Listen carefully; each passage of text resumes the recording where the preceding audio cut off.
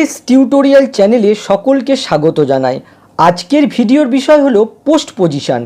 অন্যান্য ভাষাতে পোস্ট পজিশনের ব্যাপক ব্যবহার দেখা যায়, সেই তুলনায় ইংরেজি ভাষাতে এর ব্যবহার অত্যন্ত কম।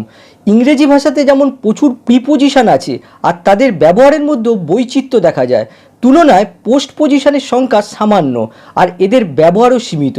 আর পোস্ট পজিশন সম্পর্কে বইতে সেরকমভাবে লেখা থাকে না, কাজেই এই বিষয় সম্পর্কে জ্ঞান অর্জন করতে হলে ক্লাসটা তোমাদের মনোযোগ দিয়ে দেখতে হবে।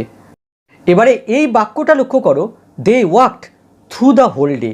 এখানে দেখো থ্রু হচ্ছে প্রিপোজিশন আর প্রিপোজিশনের ঠিক পরেই দেখো দ্য হোল ডে, এটা হচ্ছে নাউন ফ্রেজ, যেটাকে আমরা বলি প্রিপোজিশনের অবজেক্ট।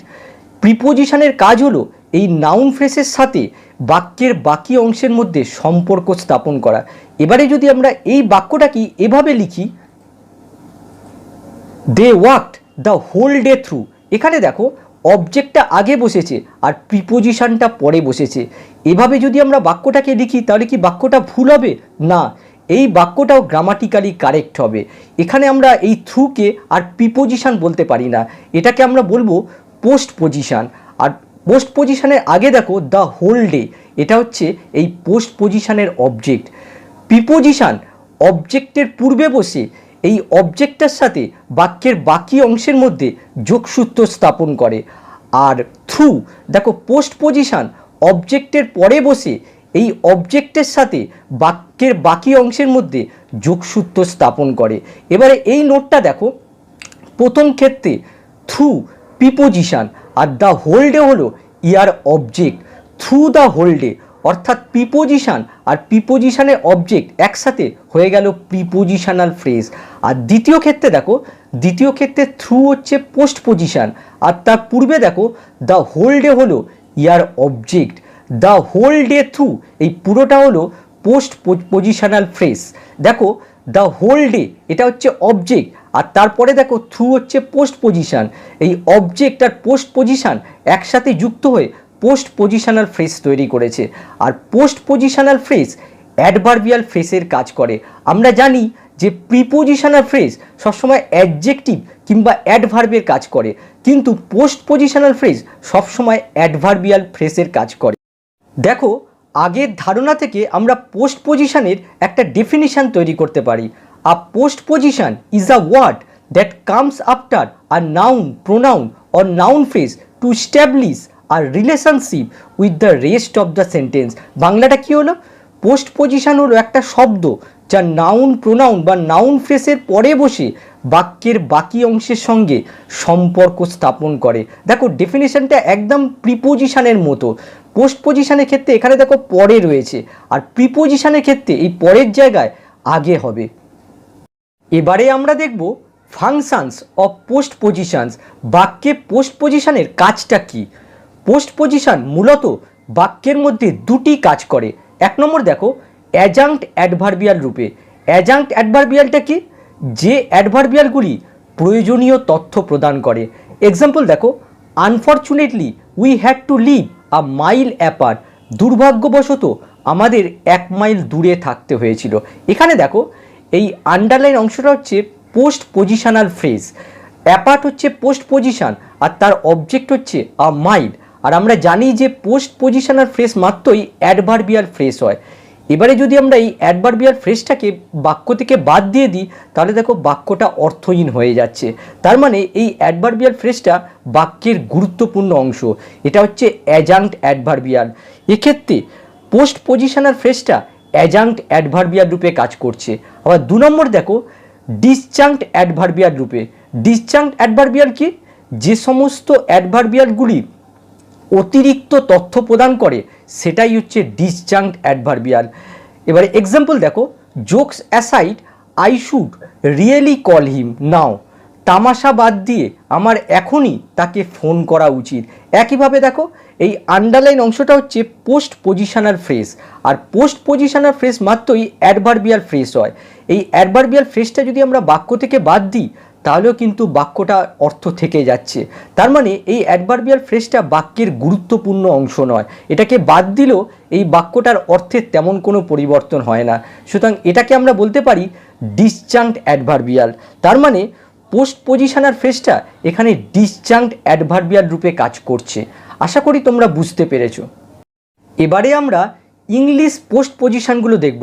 প্রথমে দেখো এগো, এটা হচ্ছে সবথেকে গুরুত্বপূর্ণ পোস্ট পজিশন, যার অর্থ হচ্ছে আগে, বর্তমানের আগে কোনো ঘটনা বোঝাতে আমরা এগো ব্যবহার করি, যার ইংলিশ অর্থ হয় বিফোর নাও। এবারে দেখো হেন্স, হেন্সের অর্থ হচ্ছে এখন থেকে, এখন থেকে ভবিষ্যতে কিছু ঘটবে এরকম বোঝাতে আমরা হেন্স ব্যবহার করি। ইংলিশ অর্থ হচ্ছে ফ্রম নাও অথবা ফ্রম দিস টাইম।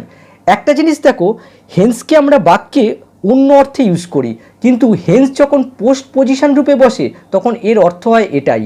এরপরে দেখো নট উইথস্ট্যান্ডিং, যার অর্থ হচ্ছে সত্ত্বেও, ডেসপাইট, কন্ট্রাস্ট বোঝাতে ইউজ করা হয়।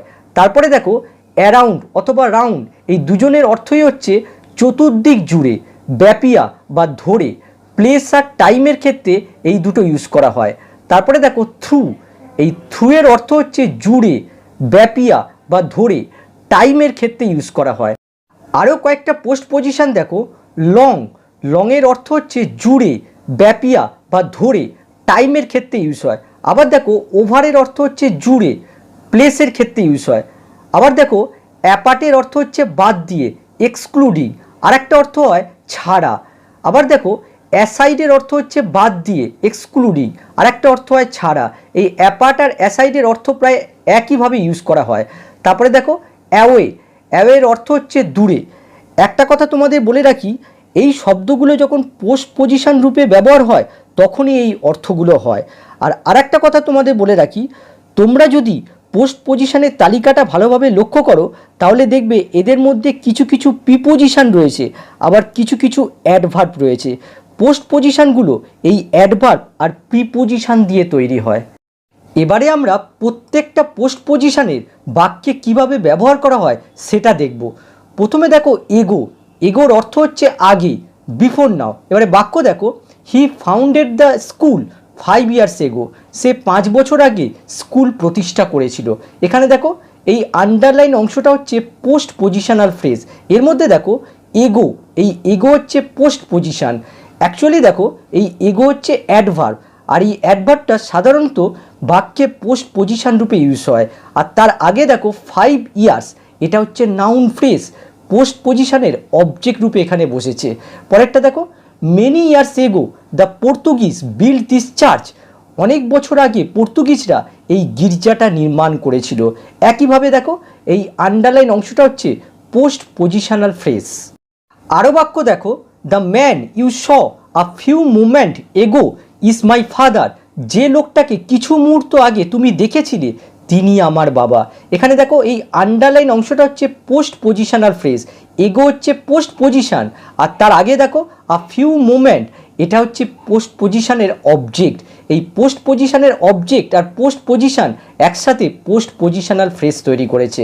পরেরটা দেখো হিজ ওয়াইফ ডাইড 3 years এগো, তার স্ত্রী 3 বছর আগে মারা গিয়েছিল।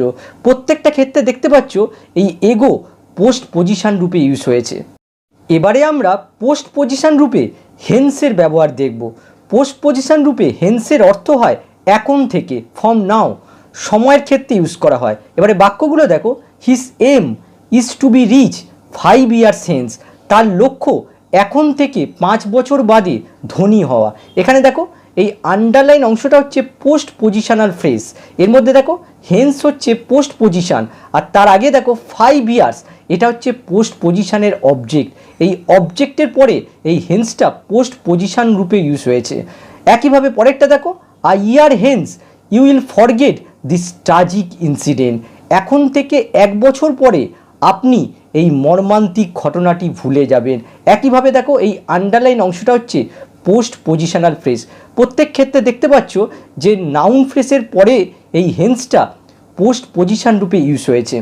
আরও বাক্য দেখো the meeting will be held 5 days hence, মিটিংটা এখন থেকে 5 দিন বাদে অনুষ্ঠিত হবে। এখানে দেখো হেন্স পোস্ট পজিশন রূপে ইউজ হয়েছে। এবারে দেখো নট উইথস্ট্যান্ডিং, যার অর্থ হচ্ছে সত্ত্বেও, the bad weather notwithstanding the ship reach the port on time, খারাপ আবহাওয়া সত্ত্বেও জাহাজটি যথাসময় বন্দরে পৌঁছেছিল। এখানে দেখো দ্য ব্যাড ওয়েদার এটা হচ্ছে নাউন ফ্রেজ, আর নাউন ফ্রেজের ঠিক পরেই দেখো নট উইথস্ট্যান্ডিং এটা পোস্ট পজিশন রূপে বসেছে। এই নাউন ফ্রেজ আর এই পোস্ট পজিশন এই পুরো অংশটা একসাথে পোস্ট পজিশনাল ফ্রেজ তৈরি করেছে। আরও বাক্য দেখো, স্কুল স্ট্রিক্ট রুল, এখানে দেখো স্ট্রিক্ট বানানটা ভুল আছে। Schools strict rules notwithstanding some student still come late, স্কুলের কঠোর নিয়ম সত্ত্বেও কিছু শিক্ষার্থীরা দেরিতে আসে। এখানে দেখো স্কুল স্ট্রিক্ট রুল এটা হচ্ছে নাউন ফ্রেজ, আর নাউন ফ্রেজের ঠিক পরেই দেখো নট উইথস্ট্যান্ডিং এটা পোস্ট পজিশন রূপে বসেছে। আবার এই বাক্যটা দেখো, I love the boy notwithstanding his naughtiness, তার দুষ্টুমি সত্ত্বেও আমি ছেলেটাকে ভালোবাসি। এখানে দেখো নট উইথস্ট্যান্ডিং প্রিপোজিশন রূপে বসেছে, আর এই প্রিপোজিশনের অবজেক্ট হচ্ছে হিজ নটিনেস। এক্ষেত্রে দেখো নট উইথস্ট্যান্ডিংয়ের আগে এর অবজেক্টটা বসেছে, তার জন্য নট উইথস্ট্যান্ডিং এখানে পোস্ট পজিশন রূপে ইউজ হয়েছে। আর এক্ষেত্রে দেখো নট উইথস্ট্যান্ডিংয়ের পরে এর অবজেক্টটা বসেছে, তার জন্য নট উইথস্ট্যান্ডিং এখানে প্রিপোজিশন রূপে ইউজ হয়েছে। 4 নম্বর দেখো, অ্যারাউন্ড রাউন্ড এই দুটোরই অর্থ হচ্ছে চতুর্দিক জুড়ে, ব্যাপিয়া বা ধরে, টাইম আর প্লেসের ক্ষেত্রে ইউজ হয়। বাক্য দেখো, the garden was about 4 Miles round, বাগানটি প্রায় 4 মাইল জুড়ে ছিল। এখানে দেখো অ্যাবাউট 4 মাইলস এটা হচ্ছে নাউন ফ্রেজ, আর নাউন ফ্রেজের ঠিক পরে দেখো রাউন্ড এখানে পোস্ট পজিশন রূপে ইউজ হয়েছে। পরেরটা দেখো, the weather here is pleasant all the year around অথবা রাউন্ড, সারা বছর ধরে এখানে আবহাওয়া মনোরম থাকে। এখানে দেখো অল দ্য ইয়ার এটা হচ্ছে নাউন ফ্রেজ, আর নাউন ফ্রেজের ঠিক পরেই দেখো অ্যারাউন্ড অথবা রাউন্ড এগুলো পোস্ট পজিশন রূপে ইউজ হয়েছে। এখানে দেখো দাটা ব্র্যাকেট করে দিয়েছি, এই দাটা তোমরা লিখতেও পারো নাও লিখতে পারো। আরও বাক্য দেখো, the book fair will continue all the month round, এই অল দ্য মান্থ রাউন্ডের জায়গায় তোমরা এই ফ্রেজটা ইউজ করতে পারো দ্য হোল মান্থ রাউন্ড, একই অর্থ হবে। বাংলাটা কি হবে, বইমেলা সারা মাস ধরে চলবে। এখানে দেখো রাউন্ড পোস্ট পজিশন রূপে বসেছে, আর তার আগে দেখো অল দ্য মান্থ এটা হচ্ছে এই পোস্ট পজিশনের অবজেক্ট। এবারে এই বাক্যটা দেখো, উই স্যাট অ্যারাউন্ড অথবা রাউন্ড দ্য টেবিল, আমরা টেবিলের চারপাশে বসলাম। এখানে দেখো এই অ্যারাউন্ড অথবা রাউন্ড এখানে প্রিপোজিশন রূপে ইউজ হয়েছে, আর এই প্রিপোজিশনের অবজেক্ট হচ্ছে দ্য টেবিল। পোস্ট পজিশনের ক্ষেত্রে অবজেক্ট আগে বসে, আর প্রিপোজিশনের ক্ষেত্রে অবজেক্ট পরে বসে। এবারে দেখো থ্রু, যার বাংলা অর্থ হচ্ছে জুড়ে, ব্যাপিয়া বা ধরে, শুধুমাত্র টাইমের ক্ষেত্রে ইউজ হয়। এবারে বাক্য দেখো, the baby cried the whole night through, বাচ্চাটা সারা রাত কেঁদেছিল, অর্থাৎ সারা রাত ধরে কেঁদেছিল। এখানে দেখো দ্য হোল নাইট এই অংশটুকু হচ্ছে নাউন ফ্রেজ, আর নাউন ফ্রেজের ঠিক পরেই দেখো থ্রু এখানে পোস্ট পজিশন রূপে ইউজ হয়েছে। দ্য হোল নাইট এই নাউন ফ্রেজটা এখানে পোস্ট পজিশনের অবজেক্ট রূপে বসেছে। পরেরটা দেখো, she was bedridden the whole week through, সে সমস্ত সপ্তাহটা ধরে বা ব্যাপিয়া শয্যাশায়ী ছিল। একইভাবে দেখো দ্য হোল উইক এটা হচ্ছে নাউন ফ্রেজ, আর নাউন ফ্রেজের পরে থ্রু এখানে পোস্ট পজিশন রূপে বসেছে। আরও বাক্য দেখো, I was suffering from pneumonia the whole winter through, সারা শীতে বা সারা শীত জুড়ে আমি নিউমোনিয়ায় ভুগছিলাম। এখানে দেখো থ্রু পোস্ট পজিশন রূপে ইউজ হয়েছে, আর এর অবজেক্ট হচ্ছে দ্য হোল উইন্টার। এবারে এই বাক্যটা দেখো, I was suffering from pneumonia through the whole winter, দেখো একই বাক্য, কিন্তু এখানে দেখো এই থ্রুটা এখানে প্রিপোজিশন রূপে ইউজ হয়েছে, আর প্রিপোজিশনের অবজেক্ট হচ্ছে দ্য হোল উইন্টার। এবারে 6 নম্বর দেখো, লং, যার বাংলা অর্থ হচ্ছে ব্যাপিয়া বা ধরে, শুধুমাত্র টাইমের ক্ষেত্রে ইউজ হয়। বাক্য দেখো, it has been raining cats and dogs all day long, সারাদিন ধরে মুষলধারায় বৃষ্টি হচ্ছে। এখানে দেখো লং পোস্ট পজিশন রূপে ইউজ হয়েছে, আর তার অবজেক্ট হচ্ছে অল ডে। এই লংয়ের জায়গায় তোমরা থ্রু কিংবা রাউন্ডও ইউজ করতে পারো। পরেরটা দেখো, you must take this medicine all year long, তোমাকে এই ওষুধটা অবশ্যই সারা বছর খেতে হবে। একইভাবে দেখো লং এখানে পোস্ট পজিশন রূপে ইউজ হয়েছে। 7 নম্বর দেখো, ওভার, যার অর্থ হচ্ছে জুড়ে, শুধুমাত্র প্লেসের ক্ষেত্রে ইউজ হয়। Mother Teresa is known the world over, the world over বলতে এখানে গ্লোবালি বোঝাচ্ছে। Mother Teresa is known the world over as a philanthropist, Mother Teresa সারা বিশ্বে অর্থাৎ সারা বিশ্ব জুড়ে একজন সমাজসেবী হিসেবে পরিচিত। এখানে দেখো ওভার পোস্ট পজিশন রূপে ইউজ হয়েছে আর তার অবজেক্ট হচ্ছে দ্য ওয়ার্ল্ড। এবারে এই বাক্যটা দেখো, Mother Teresa is known all over the world. Mother Teresa সারা বিশ্বে পরিচিত। এখানে দেখো, এখানে ওভার প্রিপোজিশন রূপে ইউজ হয়েছে আর এই প্রিপোজিশনের অবজেক্ট হচ্ছে দ্য ওয়ার্ল্ড আর তার আগে দেখো এই অলটা হচ্ছে অ্যাডভার্ব। 8 নম্বর দেখো, অ্যাসাইড, যার অর্থ হচ্ছে বাদ দিয়ে, এক্সক্লুডিং ছাড়া বা ছেড়ে। এবারে বাক্য দেখো, joking aside I should really call him now. তামাশা বাদ দিয়ে বা তামাশা ছেড়ে আমার এখনই তাকে ফোন করা উচিত। এখানে দেখো জোকিং অ্যাসাইড এই ফ্রেজটা আমরা কখন ইউজ করি? যখন কোনো মজার বা হাসির বিষয় বলার পর সেই বিষয় নিয়ে কোনো সিরিয়াস কমেন্ট করতে চাই, তখন আমরা জোকিং অ্যাসাইড কিংবা জোকিং অ্যাপার্ট ইউজ করি। অনেক সময় আমরা বাংলায় বলি মজা ছেড়ে কাজের কথায় আসা যায়, অনেকটা সেই রকমই। এখানে দেখো অ্যাসাইড পোস্ট পজিশন রূপে ইউজ হয়েছে আর তার অবজেক্ট হচ্ছে জোকিং আর অবজেক্টের জায়গায় দেখো জিরান্ড ইউজ হয়েছে। আরও বাক্য দেখো, such examples aside post positions are rare in English. এই ধরনের উদাহরণ বাদ দিয়ে বা ছাড়া ইংরাজিতে পোস্ট পজিশন বিরল। এখানে দেখো সাচ এক্সাম্পলস, এটা হচ্ছে নাউন ফ্রেজ আর নাউন ফ্রেজের ঠিক পাশে দেখো অ্যাসাইড, এখানে পোস্ট পজিশন রূপে ইউজ হয়েছে। এই পুরো অংশটা হচ্ছে পোস্ট পজিশনাল ফ্রেজ। পরেরটা দেখো, financial problems aside there are no other problems in his life. আর্থিক সমস্যা ছাড়া তার জীবনে আর কোনো সমস্যা নেই। এখানে দেখো অ্যাসাইড পোস্ট পজিশন রূপে ইউজ হয়েছে আর তার পাশে দেখো ফিনান্সিয়াল প্রবলেমস, এটা নাউন ফ্রেজ, এই পোস্ট পজিশনের অবজেক্ট রূপে বসেছে। এই পুরো অংশটা হচ্ছে পোস্ট পজিশনাল ফ্রেজ। অ্যাসাইডের ওপর আরও একটা বাক্য দেখো, all kidding aside I really need to finish this report before tomorrow. সব মজা ছেড়ে আমার আগামীকালের আগে এই রিপোর্টটা শেষ করা প্রয়োজন। এখানে দেখো অলটা ব্যাকেট করে দিয়েছি, এটা লিখতেও পারো নাও লিখতে পারো। এখানে দেখো অ্যাসাইড পোস্ট পজিশন রূপে ইউজ হয়েছে আর তার অবজেক্ট হচ্ছে কিডিং আর অবজেক্টের জায়গায় দেখো জিরান্ড ইউজ হয়েছে। 9 নম্বর দেখো, অ্যাপার্ট, যার অর্থ হচ্ছে বাদ দিয়ে, এক্সক্লুডিং ছাড়া, দূরে কিংবা আলাদাভাবে, সেপারেটলি। এবারে বাক্য দেখো, this problems apart the country is thriving well.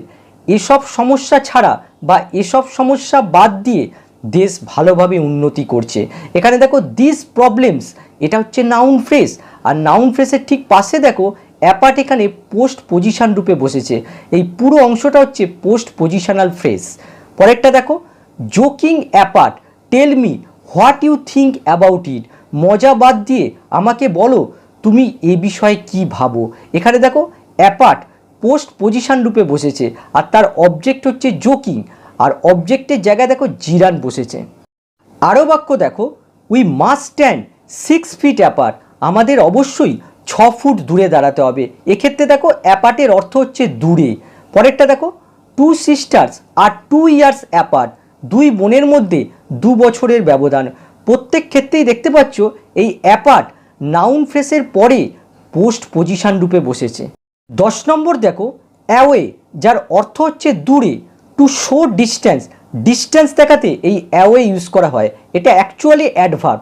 বাক্য দেখো, Christmas is only 2 weeks away. Christmas মাত্র 2 সপ্তাহ দূরে। এখানে দেখো অনলি 2 উইকস, এই অংশটুকু হচ্ছে নাউন ফ্রেজ আর নাউন ফ্রেজের ঠিক পাশে দেখো অ্যাওয়ে পোস্ট পজিশন রূপে ইউজ হয়েছে। এই পুরো অংশটা হচ্ছে পোস্ট পজিশনাল ফ্রেজ। পরেরটা দেখো, the sea is 2 Miles away. সমুদ্র 2 মাইল দূরে। এখানে দেখো 2 মাইলস, এটা হচ্ছে নাউন ফ্রেজ আর নাউন ফ্রেজের ঠিক পরে দেখো অ্যাওয়ে পোস্ট পজিশন রূপে ইউজ হয়েছে। 11 নম্বর দেখো, অন। এই অন অনেক সময় পোস্ট পজিশন রূপে ইউজ হয়, তবে এদের ব্যবহার অত্যন্ত সীমিত। পোস্ট পজিশন রূপে এই অনের অর্থ হয় পরে, টাইমের ক্ষেত্রে ইউজ হয়। এবারে বাক্য দেখো, 10 years on nothing had changed in the village. এখানে অনের অর্থ হচ্ছে লেটার। বাংলাটা কী হবে, 10 বছর পরেও গ্রামের কোনো পরিবর্তন হয়নি। এখানে দেখো 10 ইয়ার্স, এটা হচ্ছে নাউন ফ্রেজ আর নাউন ফ্রেজের ঠিক পরে দেখো অন, এখানে পোস্ট পজিশন রূপে বসেছে। আশা করি পোস্ট পজিশনের কনসেপ্টটা তোমরা ক্লিয়ার করতে পেরেছো। আবার নেক্সট ক্লাসে দেখা হবে। বাই।